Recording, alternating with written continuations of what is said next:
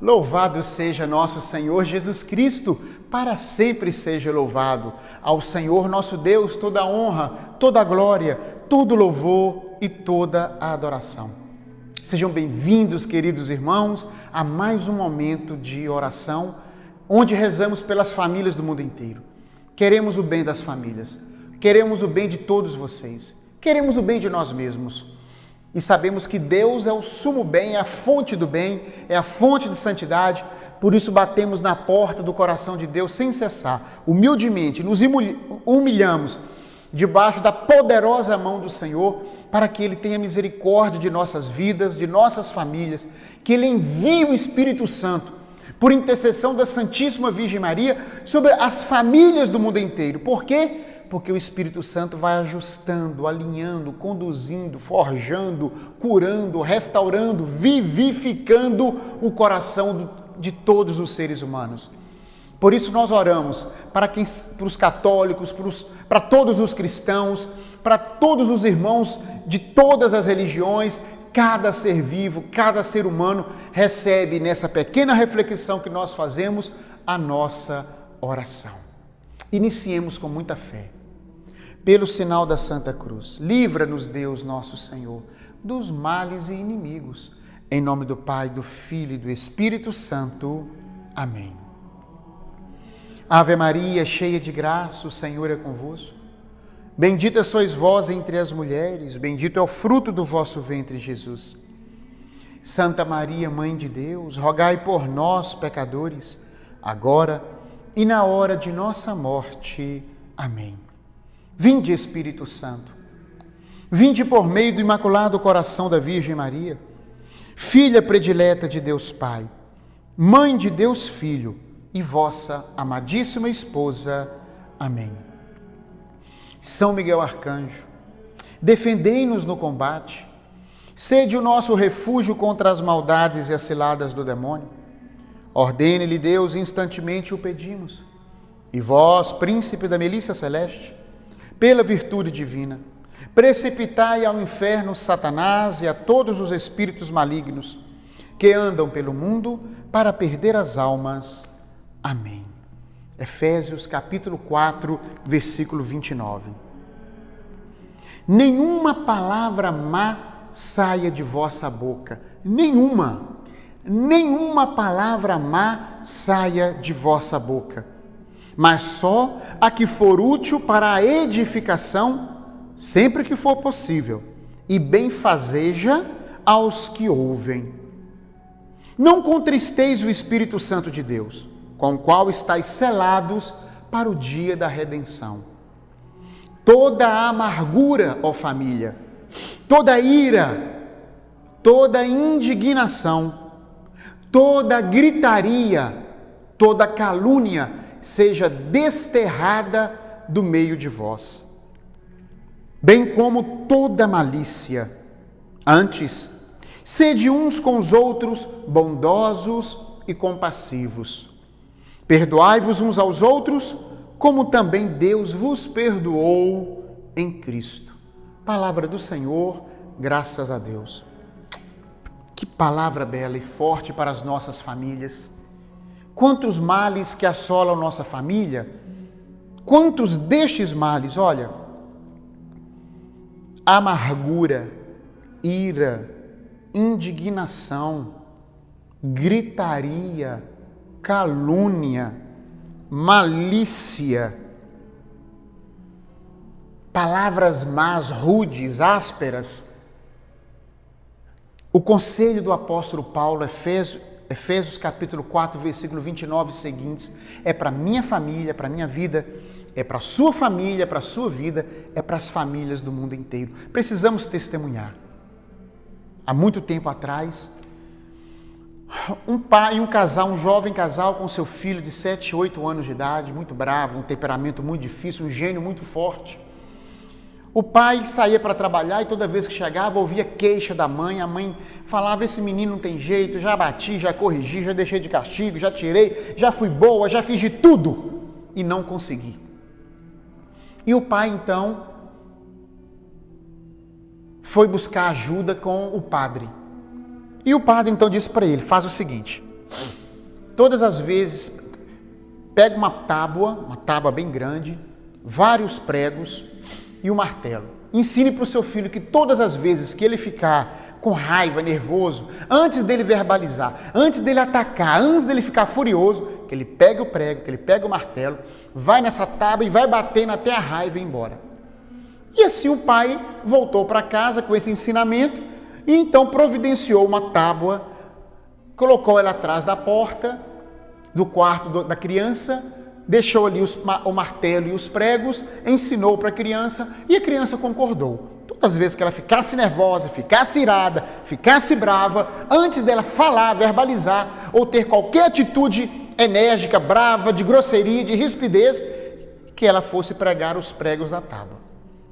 E isso a criança fez durante uma semana. E a mãe, lá no terceiro, quarto dia, o pai chegava em casa, a mãe falou: está dando certo. Ele parou de gritar, de xingar, de ficar nervoso, mas é uma bateção de prego o dia inteiro. É o dia inteiro, pá, pá, pá, pá.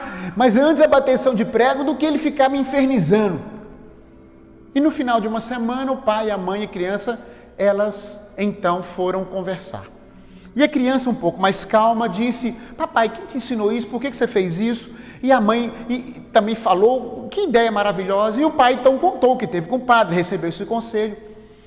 Mas a lição final, o pai não tinha dito.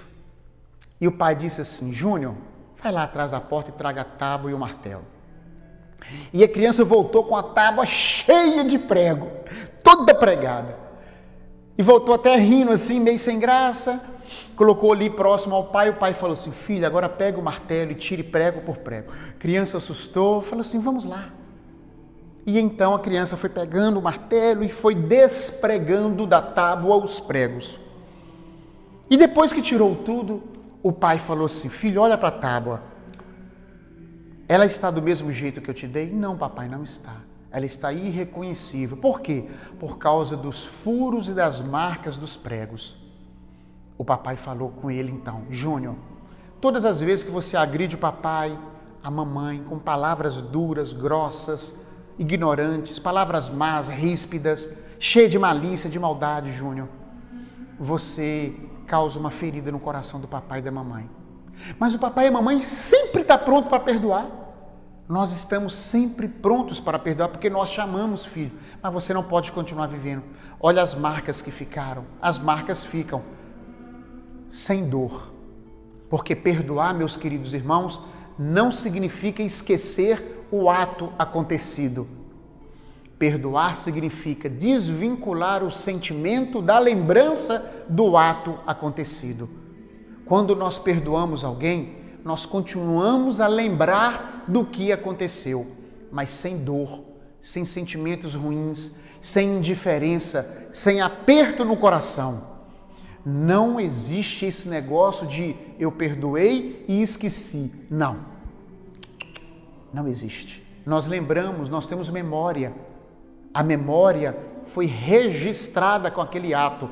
Só que junto com esse registro tem sentimento vinculado a ele. E o perdão tem o poder de quê? O poder de cancelar esse sentimento. Ou melhor, de transformar esse sentimento. E aí, mas a lembrança continua. Ela está na memória, em outro lugar do seu cérebro. Então, você que precisa perdoar um ente querido. Por quê? Porque disse palavras duras, ríspidas, ásperas, porque você indignou, porque você gritou, caluniou, porque você usou de palavras ruins, mas quis machucar. Está na hora de pedir perdão. Está na hora de perdoar, mesmo que a pessoa não te peça perdão. Está na hora de você perdoar a si mesma pelas vezes que magoou as pessoas boas e queridas da sua vida, porque o perdão tem 4 dimensões, como nós já falamos aqui no passado. Nós usamos o perdão quando reconhecemos a nossa culpa, então a gente, perdão. Quando nós ofendemos e pedimos perdão.